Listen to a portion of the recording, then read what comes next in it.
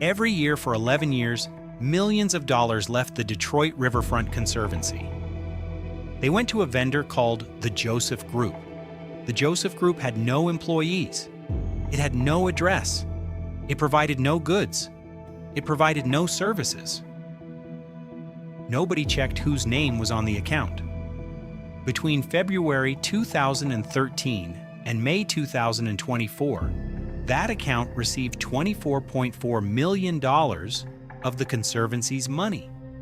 Wire transfer after wire transfer, year after year, approved by the man with the authority to approve them. That man was William A. Smith, the Chief Financial Officer, the person the board trusted with total discretion over every dollar the Conservancy held.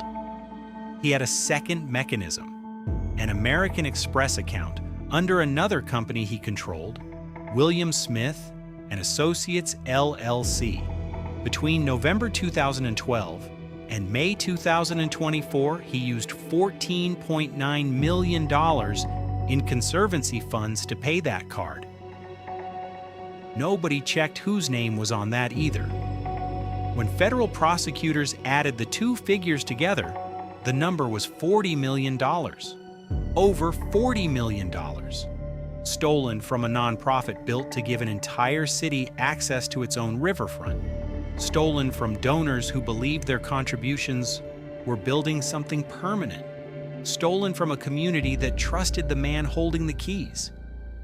On the 24th of April, 2025, William Smith stood in a federal courtroom in Detroit and heard a judge tell him he would spend the next 19 years in prison. What he spent it on will tell you something about who he believed he was. How he went undetected for 11 years will tell you something about what trust actually costs. The Detroit Riverfront Conservancy was not a corporate entity. It was a civic promise. It was founded with a specific mission: to build a continuous riverwalk along the Detroit River, a stretch of shoreline that had been industrial, fenced off, and inaccessible for generations. The Conservancy was the organization that was going to change that. It was funded by private donors who believed in Detroit's future and public grants from institutions that had invested in the city's recovery. Every dollar was raised on the basis of that promise.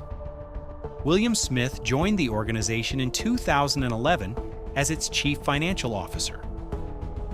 In his role, Smith enjoyed what court documents describe as substantial discretion in overseeing and managing the Conservancy's financial affairs.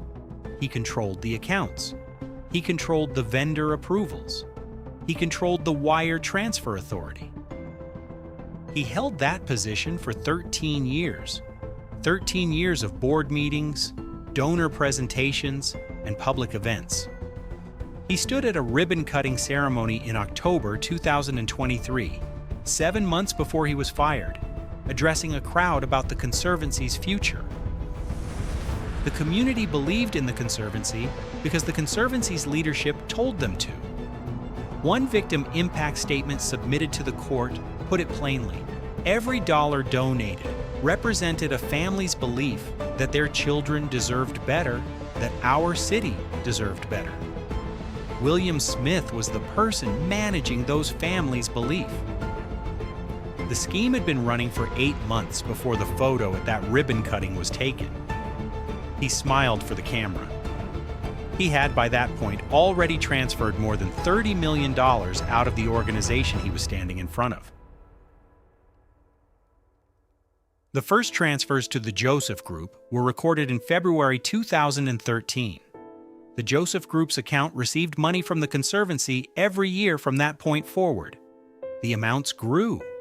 In some years, the transfers reached into the millions. The Joseph Group never appeared in any Conservancy vendor directory. It was never approved by the board. It provided nothing, not a service, not a product, not a receipt. The American Express charges ran simultaneously: designer clothing, furniture, lawn care for a private residence, airline tickets with no organizational purpose. The card was not the Conservancy's card.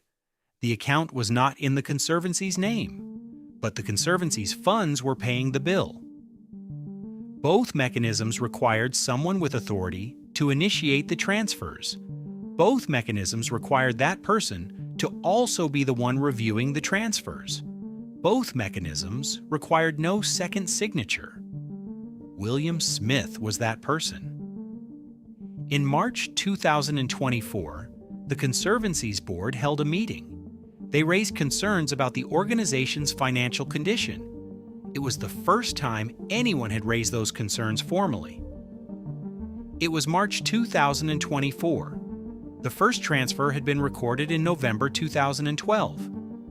11 years and 4 months had passed between the moment the scheme began and the moment anyone at the board level asked a direct question about the Conservancy's financial health. Smith took a leave of absence 1 month later. He cited illness. The board brought in an outside firm to review the finances. By early May, Smith was suspended. By mid-May, the Conservancy had reported the matter to the FBI. The number the outside firm had found was not in dispute. Neither was whose name was on the accounts. Court documents detail what William Smith did with $40 million.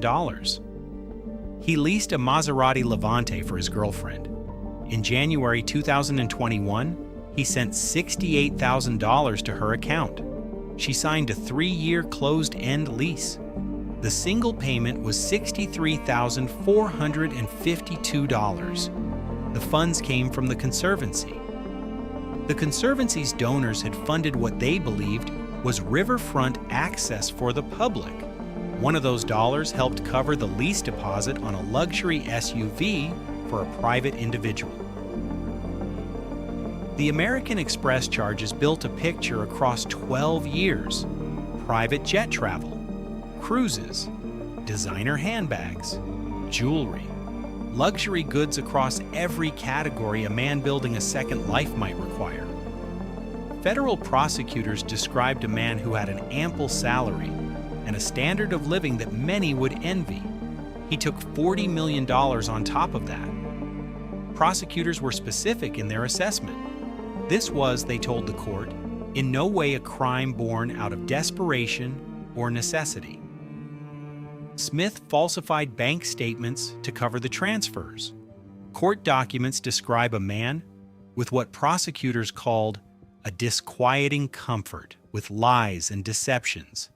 Each year, the statements went to the board. Each year, the board saw what Smith had prepared for them to see.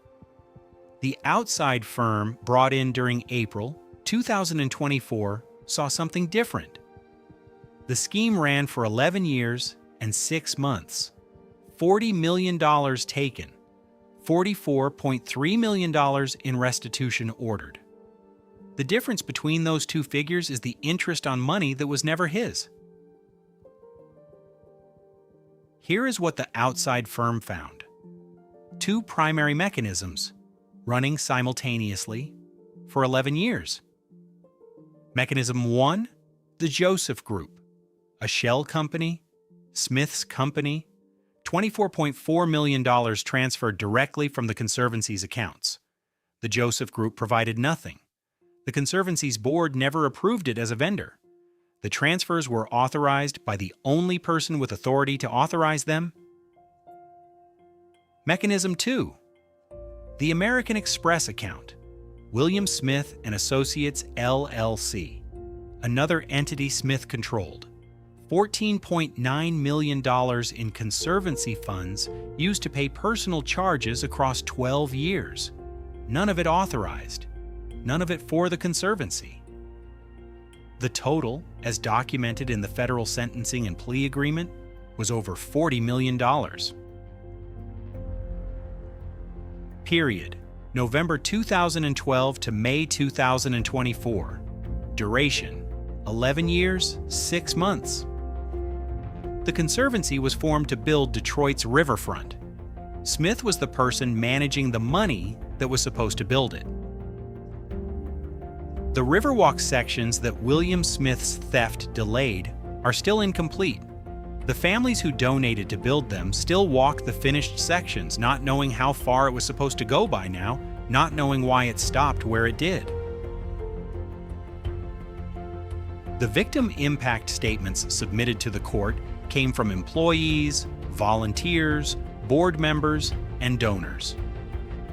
Matthew Cullen, the Conservancy's chairman, stated that Smith had promised to assist in his own prosecution when the scheme was discovered. The board had believed him during 13 years of operation. They believed his financial reports. They believed his projections. They sat across from him in meetings and made decisions based on numbers he had manufactured. He was the numbers. Employees submitted statements describing the fear of unemployment. When an institution loses $40 million to the person who was supposed to protect it, the question of whether it survives is not abstract. It becomes a conversation about whether you still have work on Monday. One employee wrote to the court, he would have most likely kept going if he didn't get caught. 11 years suggests that assessment is correct. The Conservancy's attorney, Matthew Schneider, submitted a victim impact statement that described the scope of the betrayal in terms of the city itself.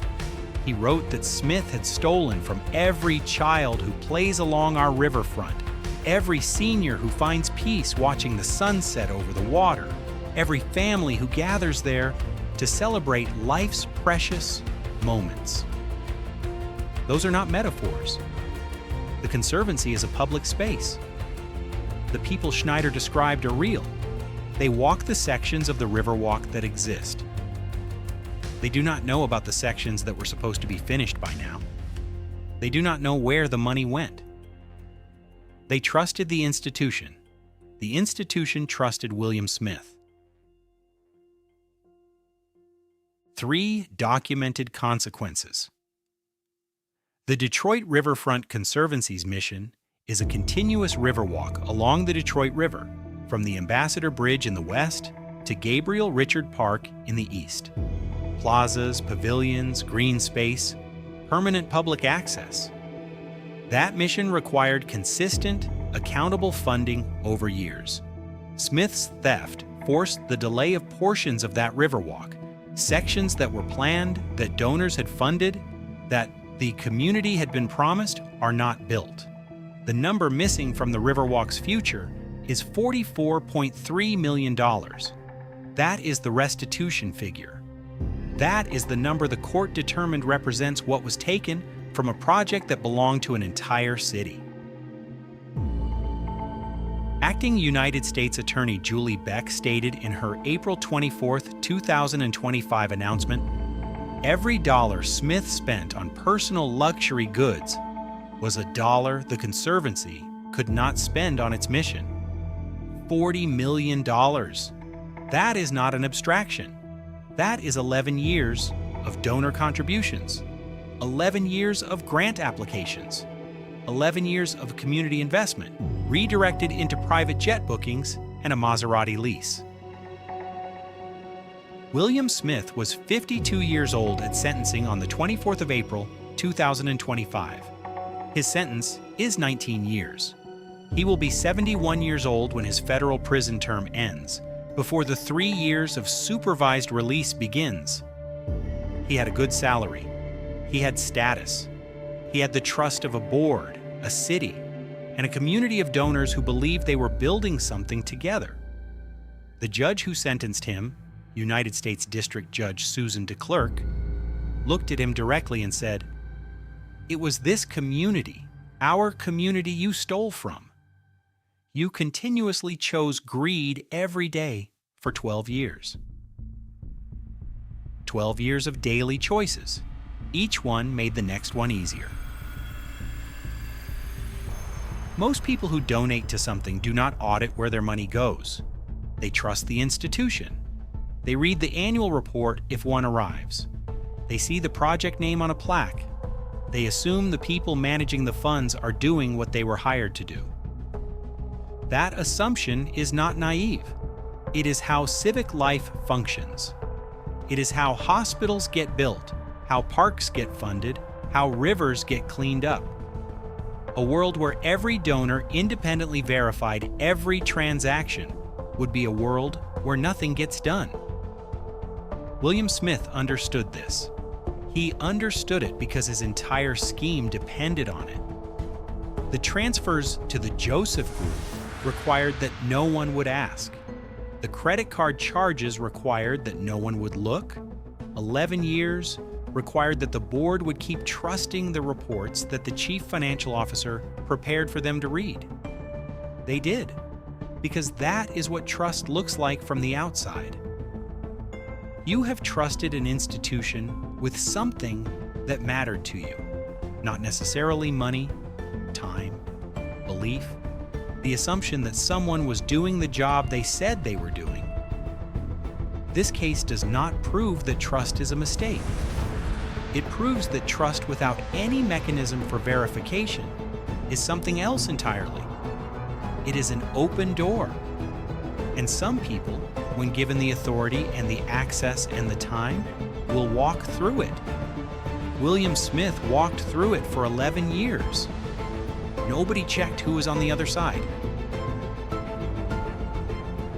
On the 24th of April, 2025, United States District Judge Susan K. DeClercq sentenced William A. Smith to 19 years in federal prison.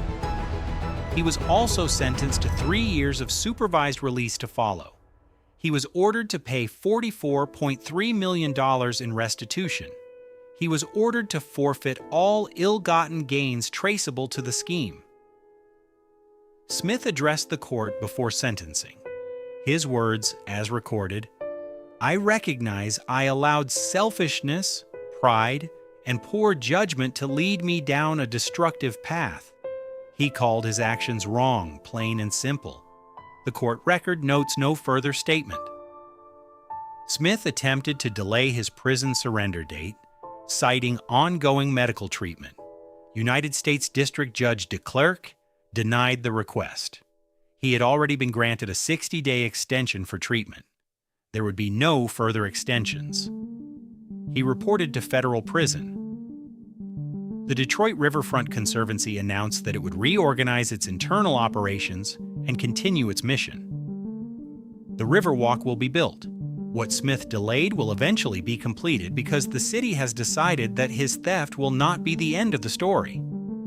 That is the official position. The unofficial reality is that 11 years of community investment, 11 years of donations made in good faith by people who trusted the institution, went somewhere other than the riverfront. Some of that money will come back through restitution. The 11 years will not. Before this episode, federal prosecutors stated something specific about William Smith. They told the court that he had no prior criminal history, that he had accepted responsibility, that he made a good salary and had a comfortable life. And yet, they asked for 18 years. The Conservancy asked for 20. The judge gave 19. Here is the question this case leaves open. When someone with no criminal history, a good income, and a position of genuine community trust chooses to steal $40 million over 11 years, is the sentence about punishment? Or is it about the message sent to the next person holding the keys to something that belongs to everyone? Leave your answer below. Yes, punishment, or no, deterrence. And if this case made you think about an institution you trust right now, subscribe. The next case is already filed.